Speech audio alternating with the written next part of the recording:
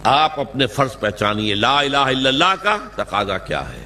इबादत रब, हमा तन, हमा वक्त, हमा वजूह, हमा जहद, अल्लाह की इताअत, अल्लाह के रसूल की इताअत के जरिए। तकमील कब होगी? जब पूरा दीन कायम हो जाएगा, फिर हमारी इताअत और हमारी इबादत मुकम्मल होगी। मोहम्मद रसूलुल्लाह का तकाजा क्या है? जैसे हुजूर ने दीन की दावत दी और दीन को कायम किया, हम भी वो जिद्दोजहद करें।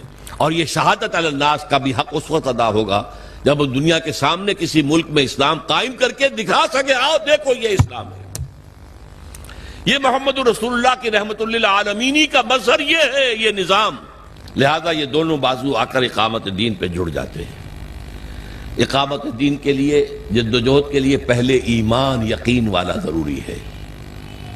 इसका मंबा और सरचश्मा कुरान हकीम है।